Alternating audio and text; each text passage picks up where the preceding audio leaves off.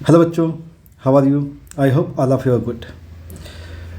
तो बच्चों, आज इस वीडियो में हम लोग बात करेंगे परम्यूटेशन एंड कॉम्बिनेशन के बारे में। एक लेक्चर हम लोगों ने डिलीवर किया हुआ है, तो आज हम सेकेंड लेक्चर के बारे में बात करेंगे।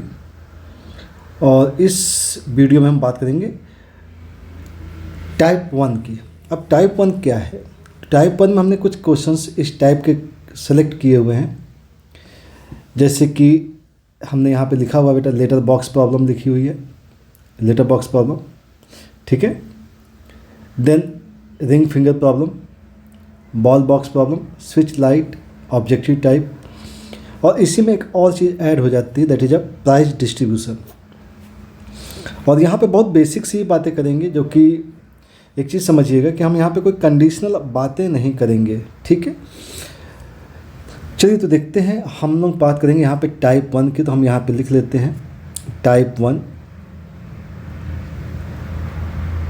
1 के क्वेश्चंस होंगे। और टाइप 1 थोड़ा सा हम इसे चेंज कर लेते हैं।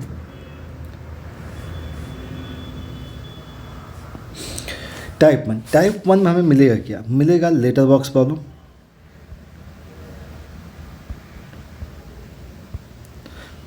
लेटर बॉक्स प्रॉब्लम मिलेगी, ठीक है ना।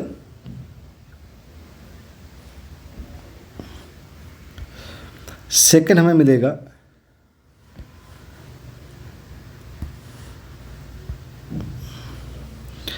Ring finger. फर्स्ट होता है लेटर बॉक्स प्रॉब्लम, सेकंड होता है रिंग एंड फिंगर प्रॉब्लम, ठीक है ना। थर्ड है बॉल एंड बॉक्स प्रॉब्लम, ठीक है। फोर्थ लाइट एंड स्विच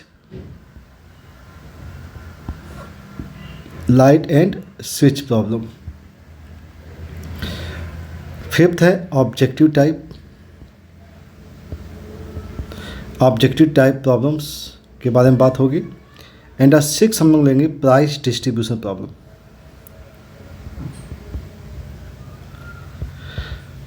और यहाँ पे जितनी भी बातें होंगी सब बहुत बेसिक सी बातें होंगी, क्योंकि अभी हम लोगों का लेक्चर 2 है, तो बेसिक सी बातें करेंगे। यहाँ पे कोई कंडीशन वगैरह अप्लाई नहीं करेंगे, और जो कंडीशंस होंगे वो बहुत अच्छे से एक्सप्लेन कर दी जाएंगी, ठीक है ना, क्योंकि कई क्वेश्चंस में कंडीशंस मिल जाती हैं, ठीक है। तो देखेंगे जिस टाइप से कंडीशंस होंगे उसके बारे में बात करेंगे। तो पहले इन चीज़ों को हम लोग समझ लेते हैं कि चीज़ें होती किस टाइप से, सॉल्व कैसे करते हैं।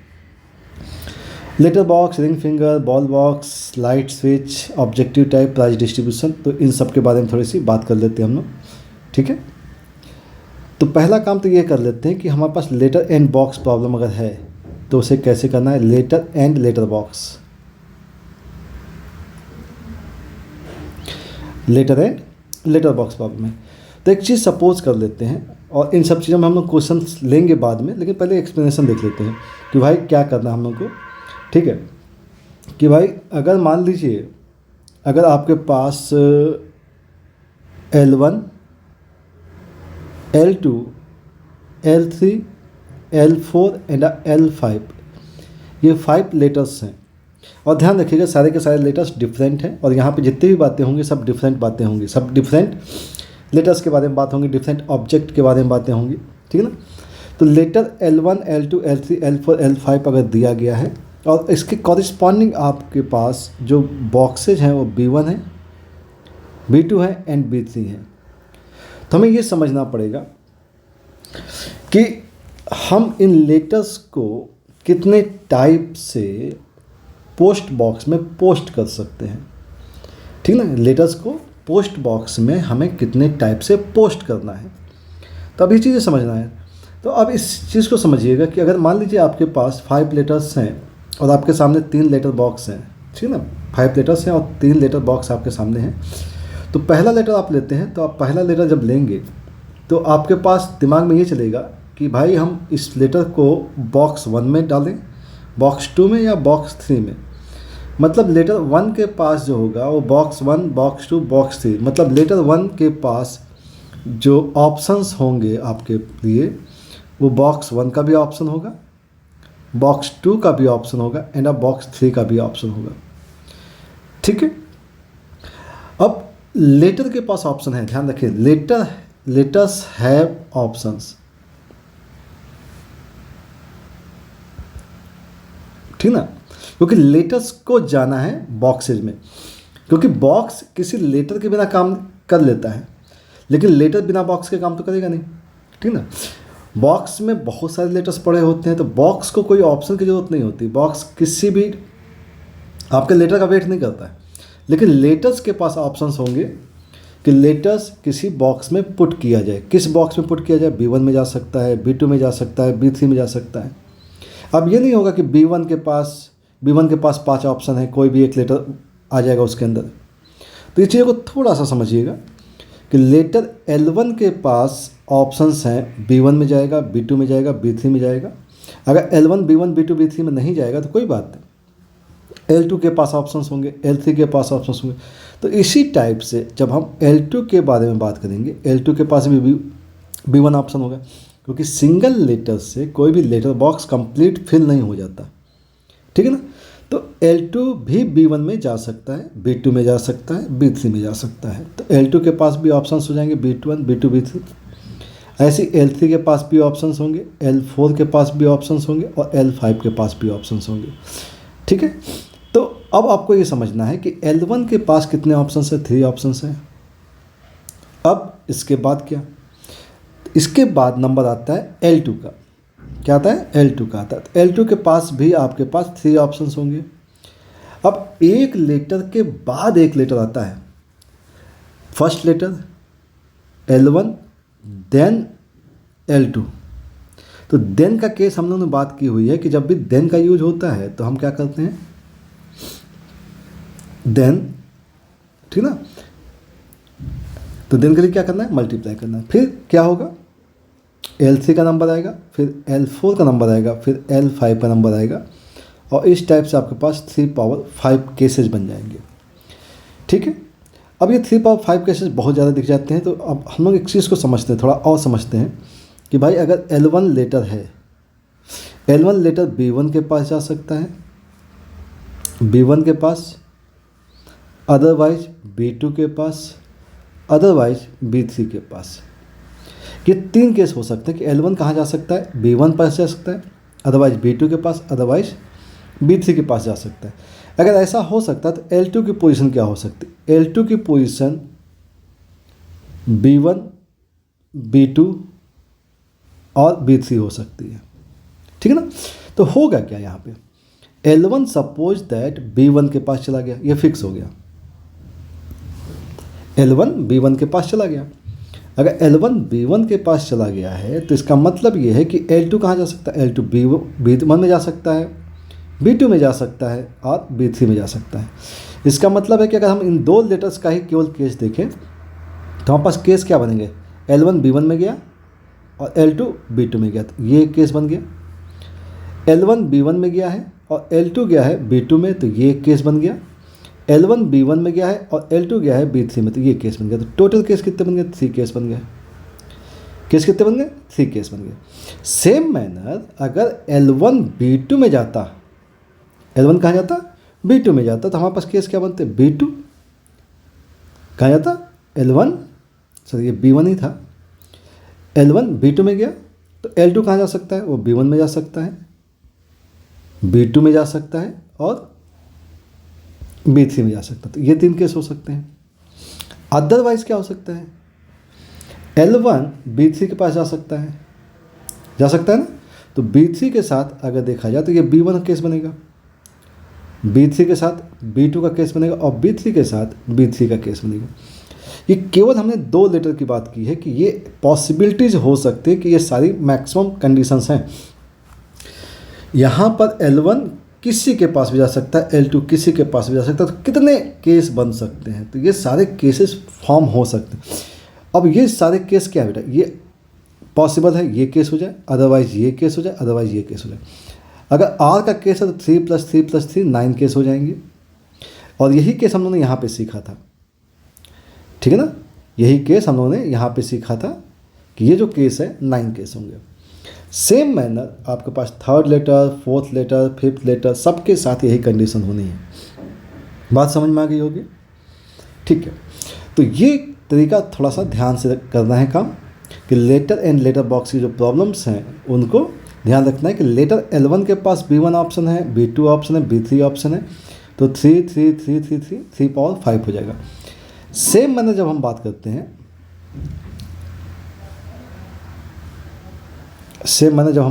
हैं किसी सेकेंड केस की बात कर लेते हैं, जैसे लेटर की बात की, ऐसे ही बॉल एंड बॉक्स की बात कर लेते हैं, बिल्कुल वही केस है। यहाँ पे डिफरेंट टाइप के बॉल्स हैं आपके पास, B1 B2 B3 B4 and B5, फिर से 5 बॉल्स ले लिए। ध्यान रखिएगा ऑल बॉल्स आर डिफरेंट, और यहाँ पे बॉक्सेज हैं, बॉक्सेज भी अलग अलग होंगे। तो बॉक्स 1 ले लिया हमने, बॉक्स 2 एंड अब बॉक्स 3, ठीक है ना। तो यहाँ पे जो मूवमेंट होगी वो बॉल की होगी, बॉल बॉक्स के पास जाएगा, बॉक्स को लेकर के हम बॉल के पास नहीं जाते हैं, बॉल को लेकर के हम कहाँ जाते हैं, बॉक्स के पास जाते हैं। तो फर्स्ट बॉल के पास कितने ऑप्शंस हो जाएंगे भाई, फर्स्ट बॉल के पास अगेन 3 ऑप्शंस हो जाएंगे, इन 3 बॉक्स में पुट हो सकता है। सेकेंड के पास भी 3 ऑप्शन होंगे।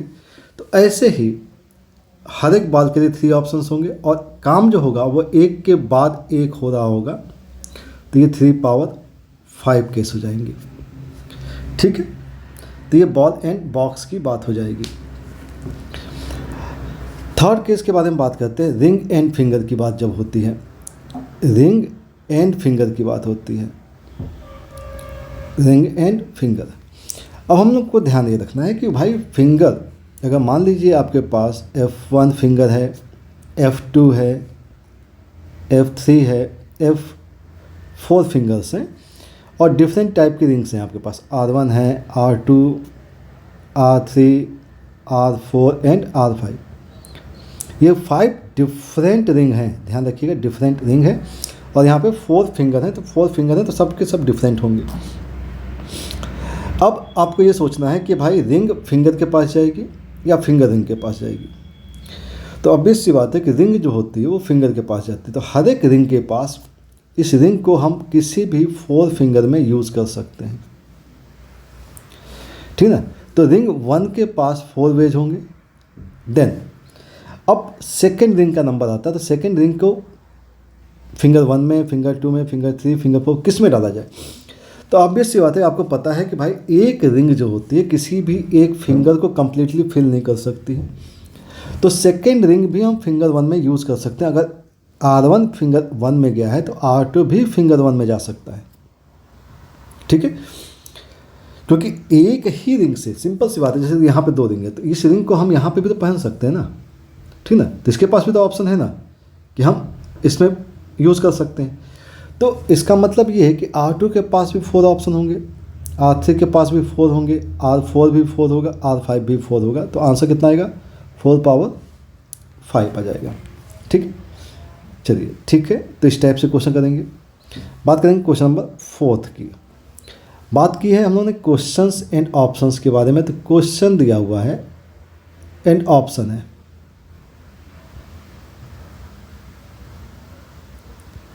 क्वेश्चन है ऑप्शंस है। तो मान लीजिए आपके पास क्वेश्चन 1 है, क्वेश्चन 2 है, क्वेश्चन 3 है। अब इसमें ये तो नहीं बताना पड़ेगा कि भाई क्वेश्चन सारे के सारे डिफरेंट होंगे, ऑब्वियस सी बात है क्वेश्चन डिफरेंट होंगे, क्योंकि सिमिलर का केस तो हो ही नहीं सकता है।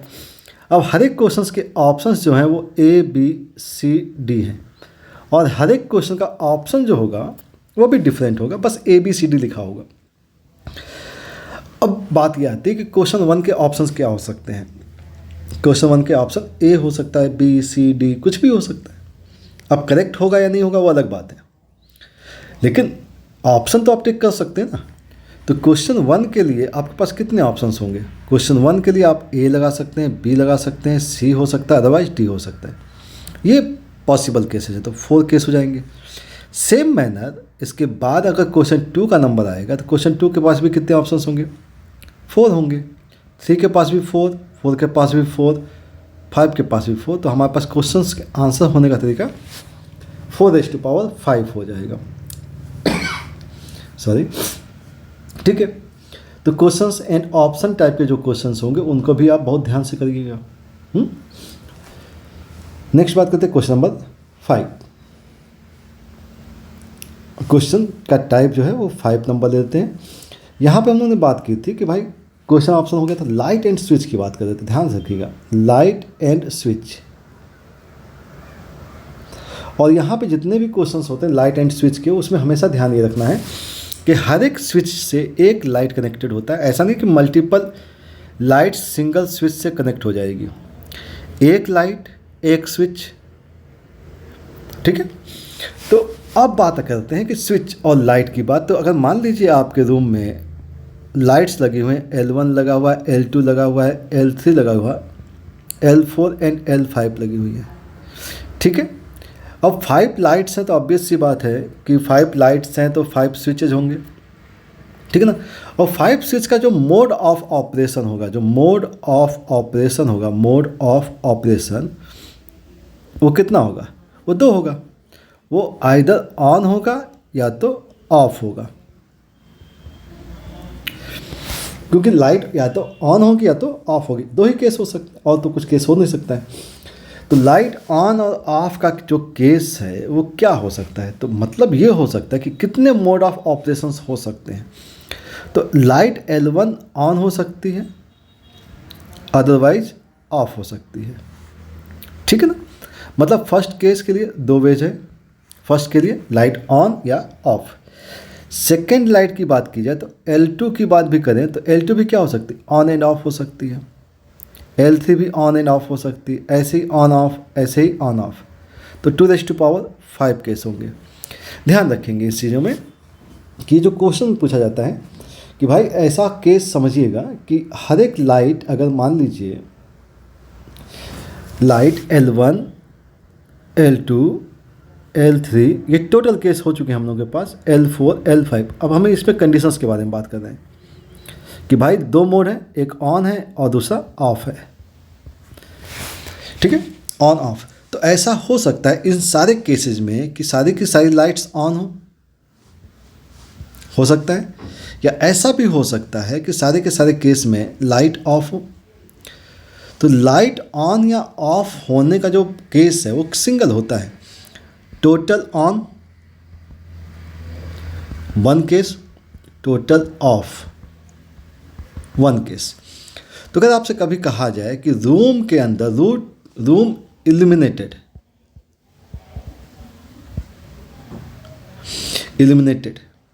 कि रूम के अंदर लाइट होनी चाहिए, तो इस ऑफ वाली कंडीशन को हम माइनस कर देते हैं। इस ऑफ वाली कंडीशन को अगर हमने माइनस कर दिया तो इसका मतलब ये है कि रूम में कम से कम एक लाइट तो ऑन होगी, ठीक ना। और रूम में अगर एक लाइट भी ऑन है तो रूम के अंदर लाइट तो होगी। अब बहुत अच्छी लाइट ना हो अलग बात है, लेकिन रूम में लाइट तो होगी, ठीक है। तो टोटल ऑन का केस कितना होता है बेटा? 1 होता है। टोटल ऑफ का केस क्या होता है? 1 होता है। तो इस चीज़ को समझिए, ठीक है ना। तो लाइट एंड स्विच का केस भी बात हो गई। नेक्स्ट बात करते हैं बेटा प्राइस एंड डिस्ट्रीब्यूशन की। प्राइस डिस्ट्रीब्यूशन, प्राइस ले लेते हैं, प्राइस। तो प्राइस की बात कर देते हैं। तो प्राइस अगर मान लीजिए P1 है, P2 प्राइस है, P3 प्राइस है और P4 प्राइस है। इस 4 प्राइस को लेने वाले मेंबर्स जो हैं वो M1 है, M2 है, M3 है, M4 है और M5 है। 5 मेंबर्स हैं, 4 प्राइस हैं, 5 मेंबर्स हैं। कोई कंडीशन नहीं है अगर, तो हम प्राइस 1 लेंगे। प्राइस 1 लिया, हम M1 को दे सकते हैं, M2 को दे सकते हैं, M3, M4, M5 किसी को भी प्रोवाइड कर सकते हैं प्राइस 1 को। तो प्राइस 1 के पास कितने ऑप्शंस हैं? 5। अब एक प्राइस तो किसी को मिल गया, अब बात करते हैं दूसरे प्राइस की। अब दूसरा प्राइस, तो दूसरा प्राइस भी किसी को भी मिल सकता है। वो M1 के पास अगर एक प्राइस चला गया है तो इसका मतलब ये नहीं कि उसे दूसरा प्राइस नहीं मिल सकता है, सेकंड प्राइस भी उसको मिल सकता है, सेकंड प्राइस के लिए भी, थर्ड प्राइस के लिए भी एंड फोर्थ प्राइस के लिए भी। तो इसका मतलब है 5 पावर 4 केस बनेंगे। तो ध्यान ये रखना है कि प्राइस मेंबर्स को डिस्ट्रीब्यूट किए जाते हैं, तो आपको यहाँ से मूव करना है, ओके। तो ये सारे केस के बारे में हम लोगों ने बात कर ली है। अब हम लोग इस पर बेस्ड क्वेश्चंस के बारे में बात करेंगे, ठीक है। नेक्स्ट वीडियो में बात समझ में आ गई होगी। तो ये लेक्चर बहुत अच्छे से देख लीजिएगा, समझ लीजिएगा, क्योंकि सारे के सारे कॉन्सेप्ट के बारे में बात हो चुकी है। अब बात करेंगे हम लोग इसके ऊपर बेस्ड क्वेश्चंस की। तो क्वेश्चंस और देन डायरेक्ट उसके आंसर्स हम लोग लिखेंगे। तो अगर ये समझ में आ गया है तो फिर आपको सारे आंसर्स भी अच्छे से समझ में आ जाएंगे। ओके, मिलते हैं बेटा नेक्स्ट वीडियो में। Thank you for watching.